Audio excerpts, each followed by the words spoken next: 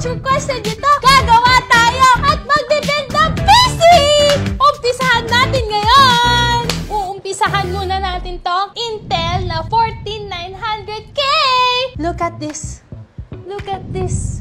Look at this shining boy! Diba? Ang ganda, no? Ayos! Next natin i-unbox itong Asus ng ROG Strix 790F Gaming Wi-Fi! There you go! Ang factory ng China.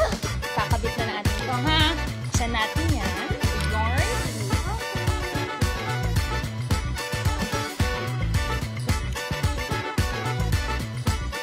I-unbox pa natin ay itong XPG ng Lancer RGB DDR5 na memory. Ilalagay na natin siya sa ating board. Ang susunod naman natin i-unbox, bossing, ay itong Samsung na 1TB. Lagay na natin siya dito sa ating motherboard. Dikit na natin ito. Okay, let's do this. Yeah! Meron naman tayo i-unbox ngayon na PSU ng MSI na 850 watts gold and modular siya na PCIe 5.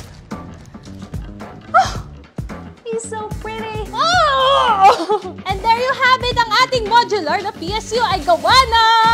I-unbox naman natin ngayon ang ating AIO na Deep Cool na LS720SE white. Pero dahil pangit ang white, sinabi ko, all black tapos puro white. Gagawin natin siyang black! Dahil black team ngayon tayo. Let's unbox this baby boy! Meron tayong tatlong fan. Natanggalin natin syempre yan sa supot.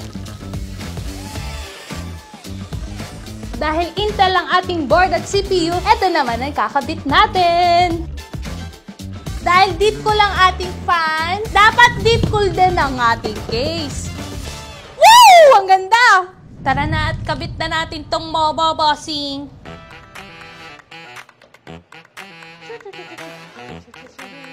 Let's screw, screw, screw! Natapos na tayo sa pagdikit dito ng motherboard. Ngayon naman, lalagay naman natin ngayon ang ating PSU. Lagay naman natin tong AIO ng Deep Cool sa ating case. Yes! Let's screw. Lalagay na natin ngayon to. Didikit na natin. Sisecure natin siya. Nakita niyo yan kung gaano kapangit ang wiring natin ngayon. Ayusin ko yan! Kailangan maayos ang ating wiring. Malupit tayo eh. Basta pag PC work, malupit sa pagwa-wiring! A few moments later. So ngayon, bossing, lalagyan natin ngayon ng Velcro. Medyo malinis-linis naman na siya compare kanina na ang gulo talaga. Sumumukha tayong professional dito. Professional builder, you know? A few inches later. Tayo ay gumagawa ng PC. Hindi pala gumagawa. Nagbibuild pa. Then, pagsamahin natin sila.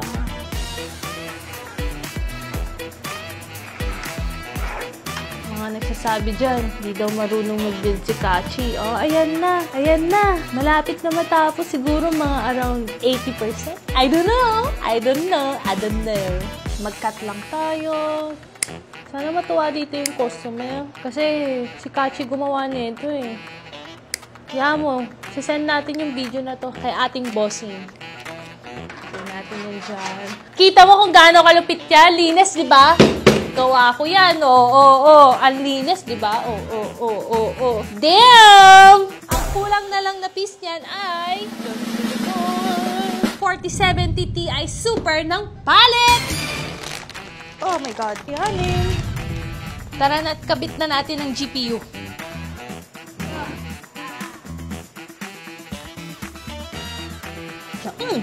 Dikit na. Ilalagay na natin tong PCIe 5 na to.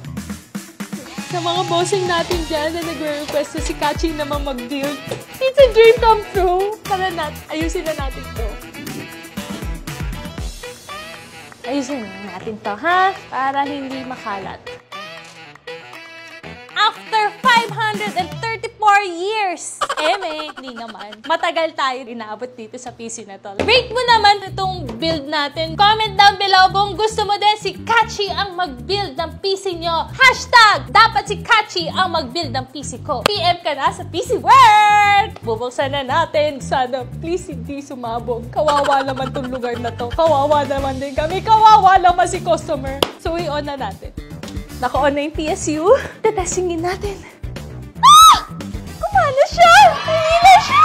Ganito talaga kalupit si PC World, pati si Kachi magbibuild na din. Sa ating customer for today, Sir Zenki, ito na ang PC niyo. Sobrang ganda na niya. Talikod natin kung gaano din kaangas tong wiring. Powered by Kachi. Maraming salamat sa inyo at maraming salamat sa Yalit Studio. Di ka namin makakalimutan. Love na love namin kayo. Mwah! Ganito talaga ako worth it dito sa PC World. Pati si Kachi nagbibuild na din. Boom na boom! Worth it.